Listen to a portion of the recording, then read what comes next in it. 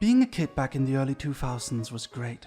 You had Pokemon, Yu-Gi-Oh!, Dragon Ball, Digimon, and countless other things to keep your hyperactive adolescent mind occupied. It seemed like every other week there was another crazy Japanese franchise to discover that would let you battle against your friends, along with an anime to make it all look extremely cool. I was one of those kids who partook in pretty much all of these franchises that would come out.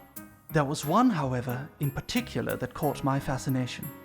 Beyblade.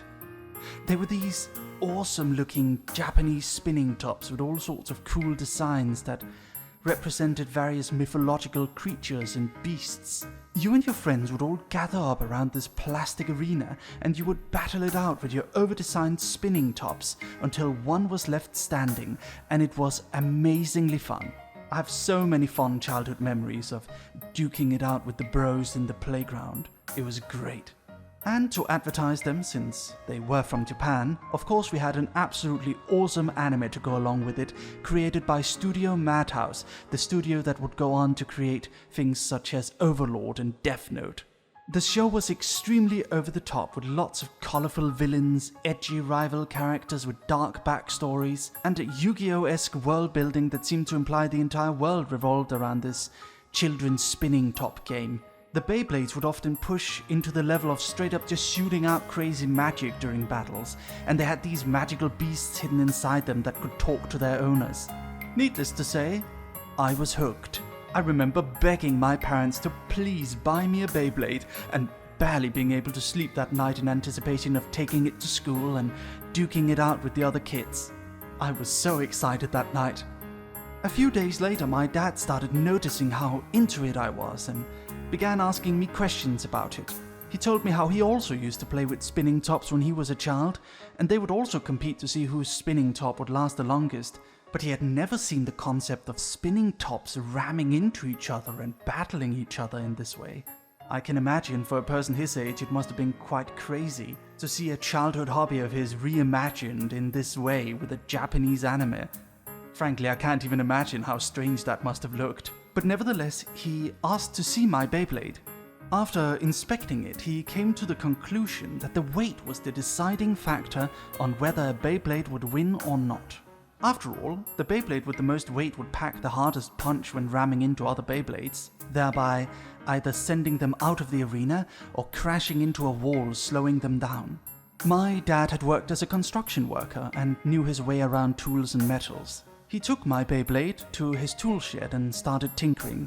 I remember sitting next to him and watching as he was creating something, although I wasn't sure of what it was until he showed me what he had created.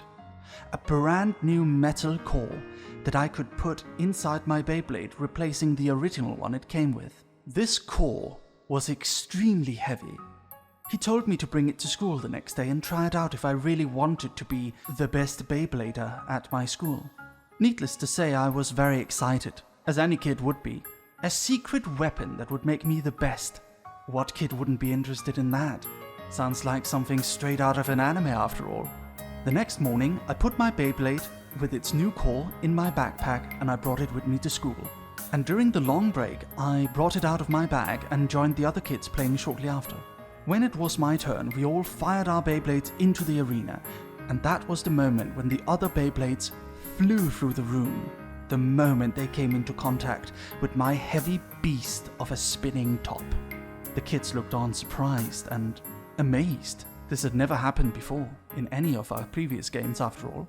Other kids joined in and asked to challenge me, but one by one they were all defeated by the might of the Beyblade that my dad had built for me, the strongest, heaviest Beyblade of them all. One by one I defeated all of my opponents. My pride swelled within my chest as I was living out my ultimate anime villain dream, crushing my opponents like an anime protagonist after a tough training arc. I felt like the king of the playground, the undisputed master of Japanese spinning top toys, on a never-ending winning streak of destruction. No one could possibly come even close to defeating my monstrous beast of a spinner. This continued until one kid had the top of his Beyblade straight up ripped in half by mine. After that day, nobody ever wanted to play against me again, at least if I insisted on using the beast. I was for one day the strongest Beyblader at my school. All thanks to my dad taking a bit of an interest in a silly childhood hobby about Japanese spinning tops that his kid was interested in. My dad always supported me, no matter what. When I failed school, he supported me. When I wanted to write comics, he supported me. And when I moved to Japan, I called him every few days and he always said he was proud of me, no matter what. Even when he was suffering from severe cancer, when every day was a struggle for him, he did nothing but smile and encourage me. I'll always remember my childhood as a very fond and warm experience because of my dad. He passed away in 2018, and I'll remember him forever. Thank you, Dad.